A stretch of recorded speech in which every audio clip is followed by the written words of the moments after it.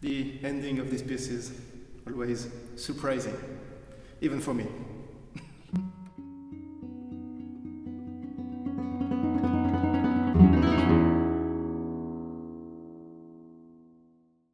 Welcome to GFAtv.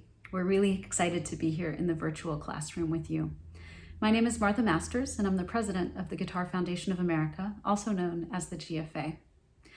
If you're not already familiar with us at the GFA, I want to share a little bit about who we are and what we do. We are basically a bunch of people who love the guitar, and we host national and international events designed to support guitarists of every level, from beginners to some of the most amazing international virtuosos who are part of what we do here at the GFA.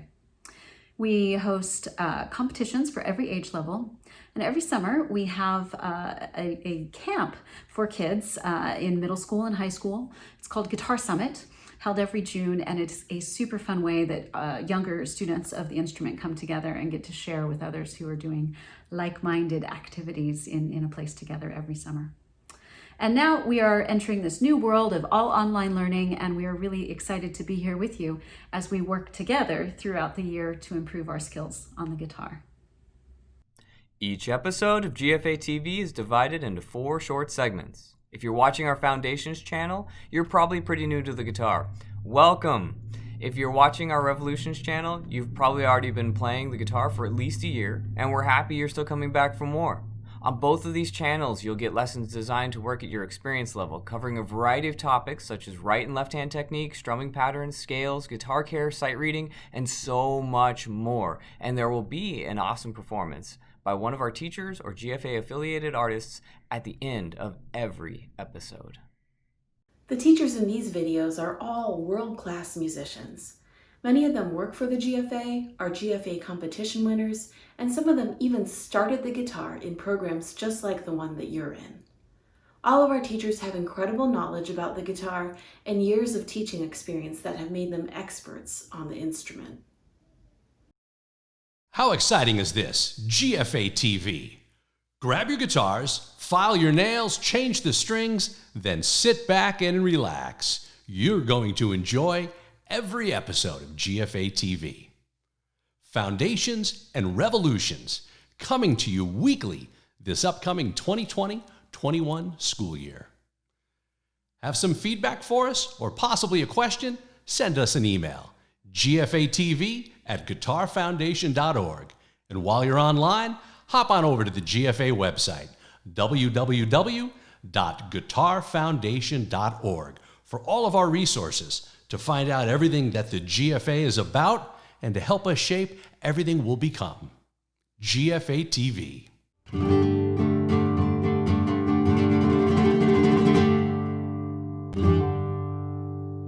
I'm here to talk to you today about the parts of the guitar. Now, some of them are going to be pretty obvious, some of them are actually a little bit tricky and might even sound a bit odd.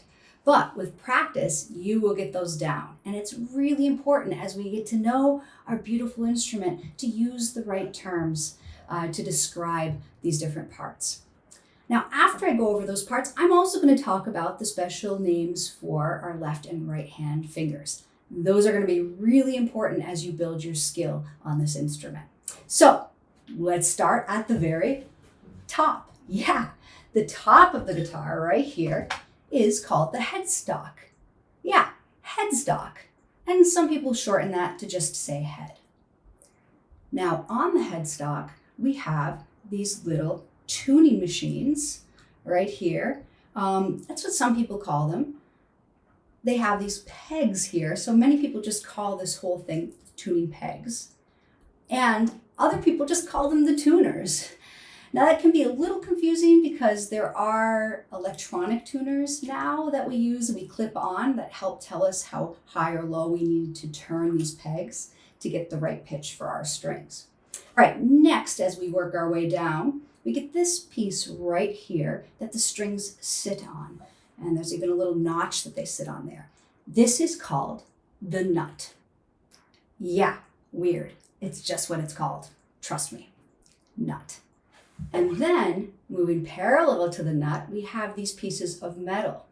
And those are called, I bet you know, Frets. You got it. Frets are inlaid on the fretboard or the fingerboard. And the fingerboard is a part of the neck of the guitar. So this right here is the neck. We're almost there. You're doing great. All right, let's keep going. So we've gone up to here, and eventually we reach this hole right here, and that's where the sound comes out, and that's called the sound hole. Pretty easy.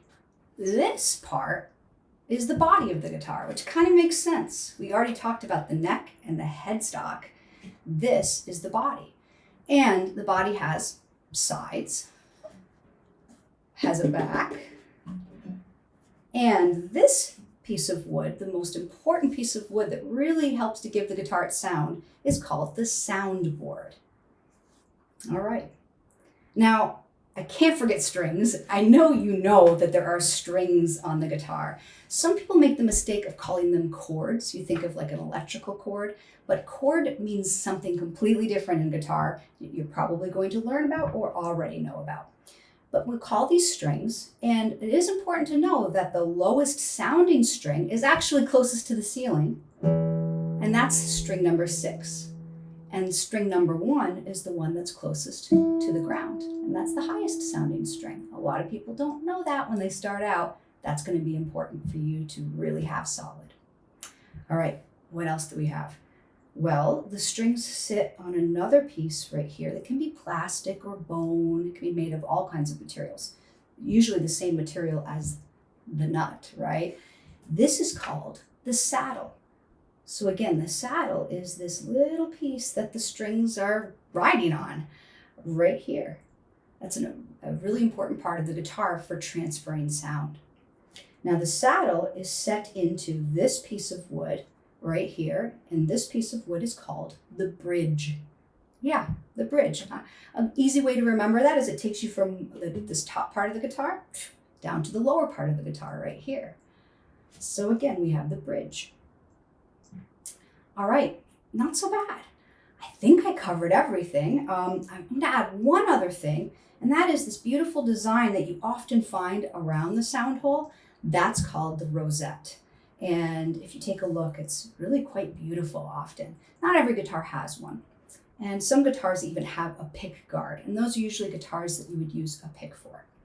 All right, so we went over the parts of the guitar. Now I want to go over the names for the fingers. This is pretty easy. So with your left hand, which is your fretting hand, we have finger 1, which is your index finger, pointer finger, 1, 2, 3, 4. Yeah, it's as easy as that.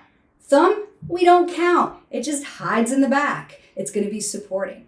For the right hand, this can get a little confusing. We're going to start with a thumbs up.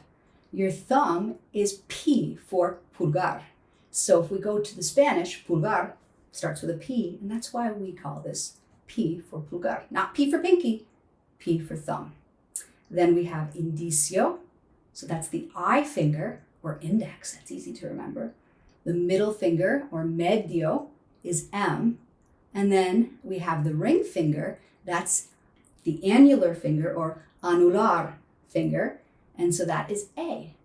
And then some people talk and teach about the little tiny guy, the pinky, and that is called chiquito. We don't usually use that to pluck the strings. We might use it to do certain styles of strumming, like in flamenco style, rasgueados. But typically we won't use that for most classical styles. All right, I hope you've got this down. Keep working on this vocabulary, and happy guitar playing.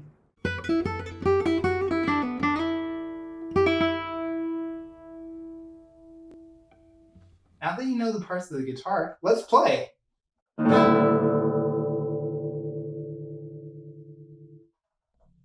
That sounded a little bit off.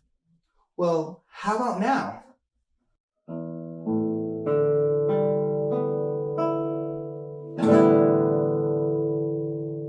Yeah, that sounds good. It sounds better.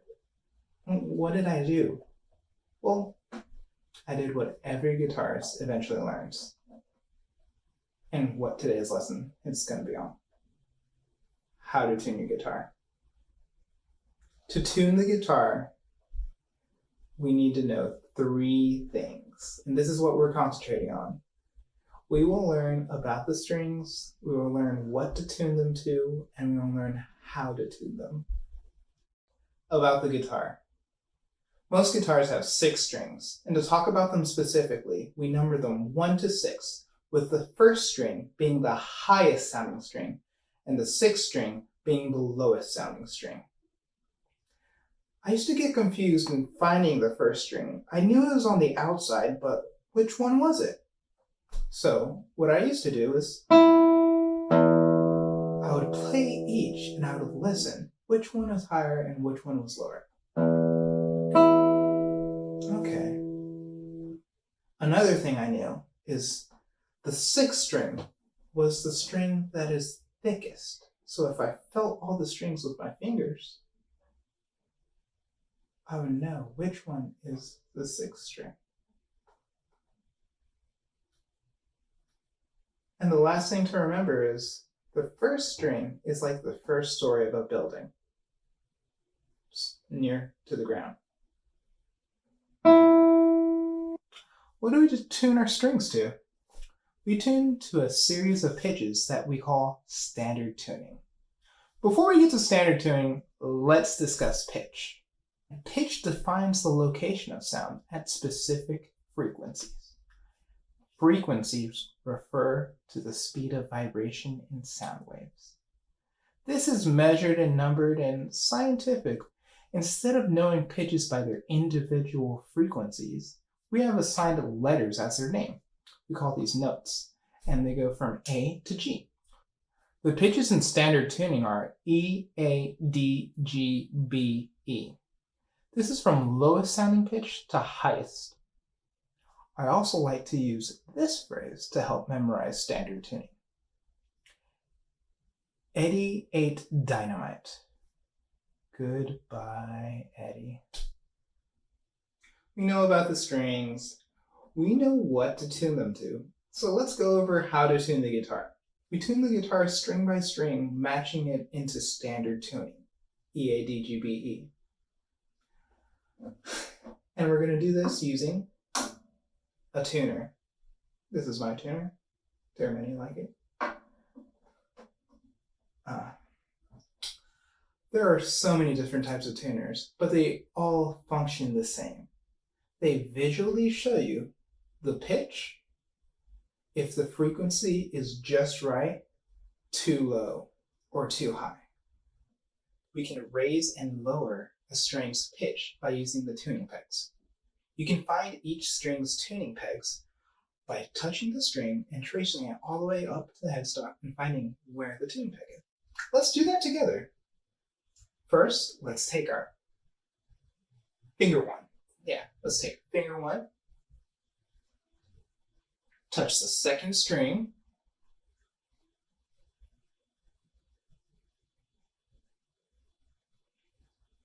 And then trace it upwards. Okay, and watch where it goes. I can't see. Okay, so it goes to this tuning peg. What pitch would we tune this to? Let's see. Eddie. What did Eddie do? Eddie ate dynamite. Goodbye. Bye. B. This is the B string, or the 2nd string. We can call it the B string. I'd like you to do that with each of the strings, just so you get it cemented in your head and be very fluent.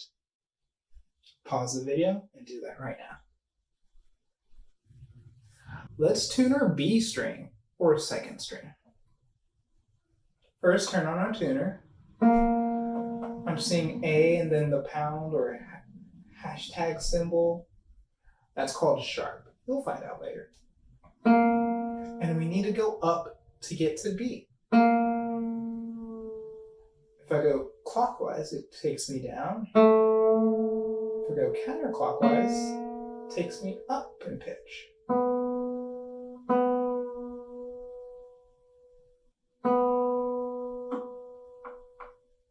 Now we're in tune. Tuning the other strings is the same principles. Tip 1. When tuning, always go lower than the pitch and tune up to it. This helps prevent the pitch from falling. Tip 2. Be careful. The act of tuning is an adjustment of tension on the string. Sometimes you can feel if a string doesn't want to go higher. Happy tuning!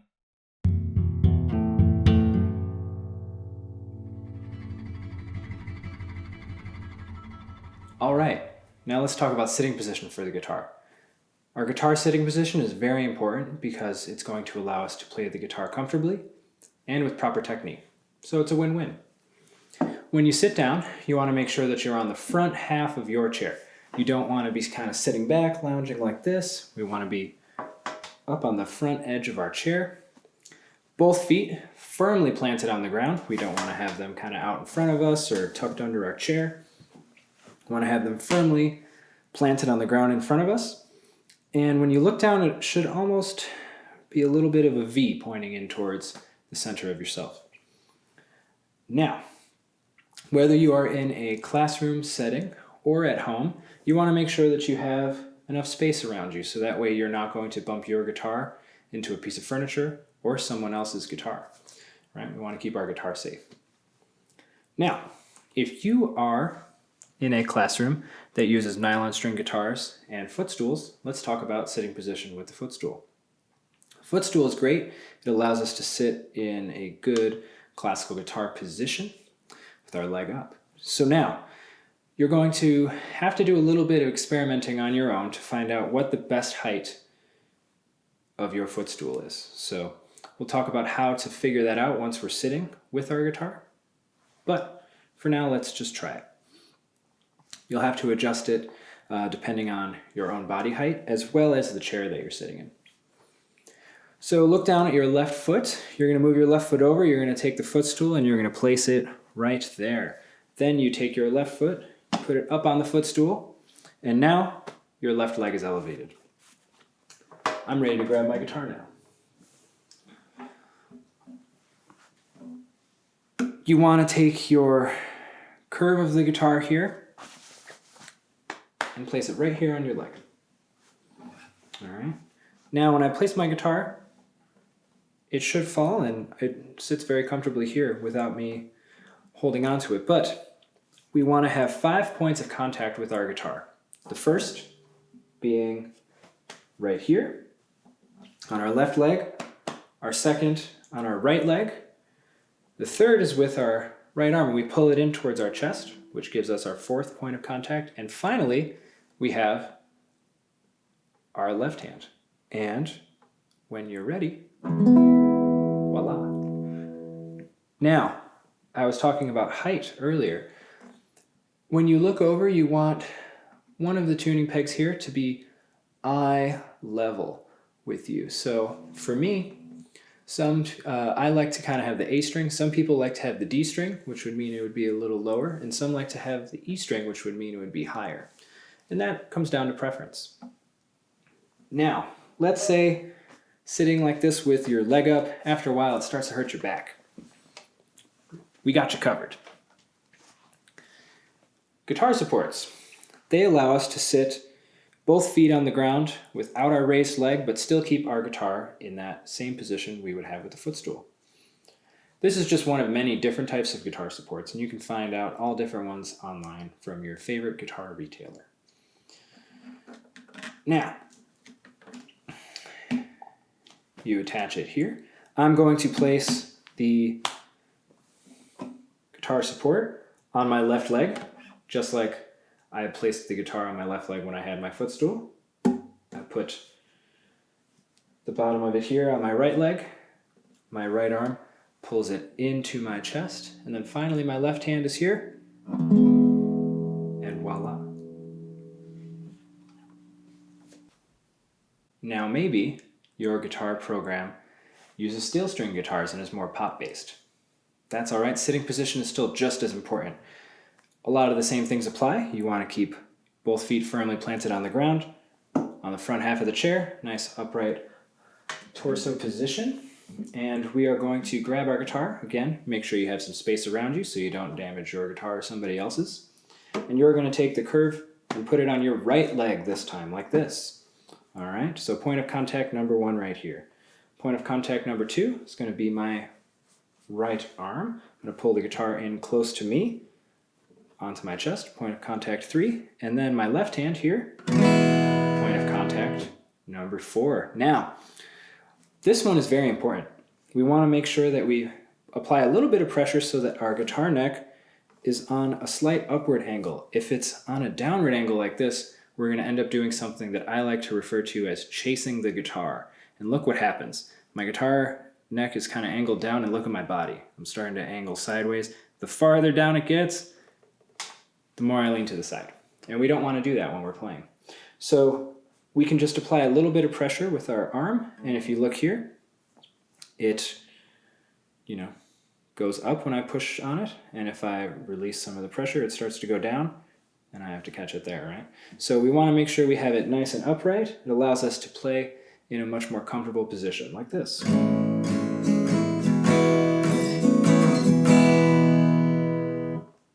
All right, so one final tip I'm going to leave you with. It might be hard to see yourself when you are practicing your sitting position. And one thing that you can do while you're at home is you can set up in front of a mirror so you can see yourself. You might be able to do this in a classroom as well, or sit across from a buddy in a classroom and you guys can critique one another.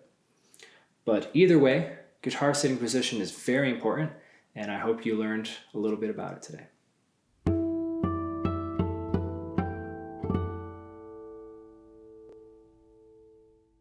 So here we are, Sable Stellaire by Johan.